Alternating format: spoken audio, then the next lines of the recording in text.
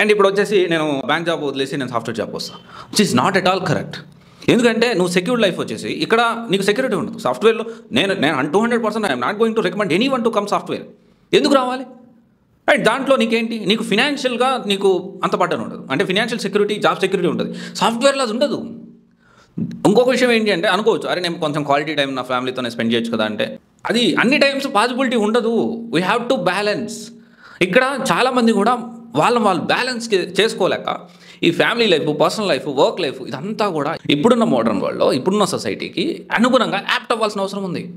And మన పిల్లలు ఉన్నారు, పిల్లలు ఎంతవరకు మనతో ఉంటారు? మార్నింగ్ నుంచి ఈవినింగ్ దాకా ఎక్కువ టైం వాళ్ళు స్కూల్లోనే స్పెండ్ చేస్తారు. అండ్ డెఫినెట్లీ ఇక్కడ ఏంటి అంటే ఇప్పుడున్న సిచ్యువేషన్లో both wife and husband work చేస్తే కానీ ముందుకి వెళ్ళలేని పరిస్థితిలో అంత ఇన్ఫ్లేషన్ అనేది మనకి ఎక్కువ ఉంది ఇక్కడ. ఇప్పుడు సిటీలో చూసుకుంటే మినిమం ₹1,00,000 వచ్చిందంటే వాళ్ళ ఫ్యామిలీ అది వచ్చేసి ఏంటి అంటే మినిమం మిడిల్ క్లాస్ ఫ్యామిలీ అది. అండ్ చాలా అడ్జస్ట్ అయ్యి బతకాలి. ఒక విషయం కూడా ఉంది, అడ్జస్ట్ అవ్వగలిగితే 50,000లో కూడా మహారాజులో బతకొచ్చు. That is whole different story. But ఏంటి అంటే కొంత మినిమం టు మినిమం అనుకుంటే 1 lakh అనేది జరగలేదు ఇప్పుడున్న సిచ్యువేషన్.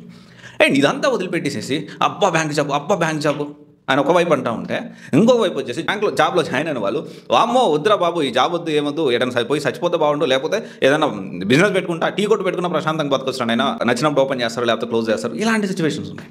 సో ఇక్కడ ఫైనల్లీ నేను చెప్పొచ్చేది ఏంటి అంటే, ఇప్పుడు ఈ రెండు కూడా బ్యాంక్ జాబ్ జాయిన్ అయ్యేటప్పుడు నిజాలు తెలుసుకొని జాయిన్ అవ్వాలి, పాయింట్ 1. అలా కాకుండా ఈ ఫాల్స్ హైప్ తోటి, ఫాల్స్ హోప్స్ తోటి, లేకపోతే ఈ ఏదో ఇక దీన్ని సాధిస్తే ఇక నా లైఫ్లో ఇంకా నాకు తిరిగి ఉండదు అనే ఫాల్స్ హోప్స్తో అడుగు పెట్టద్దు, పాయింట్ నెంబర్ 1. సెకండ్ వచ్చేసి ఏంటి అంటే, వన్స్ అడుగు పెట్టిన తర్వాత సాధ్యమైనంత వరకు ఆ అంటే ఓకే లీవ్స్ ఇవ్వట్లేదు, బ్యాలెన్స్గా ఎలా ఉండాలి దానికోసం ట్రై చేయండి. And you don't have any other option. Definitely మీరు మ్యారేజ్ అయి ఉంటుంది, పిల్లలు ఉంటారు, ఫ్యామిలీకి సపోర్ట్ చేయాల్సిన అవసరం ఉంది ఫినాన్షియల్లీ.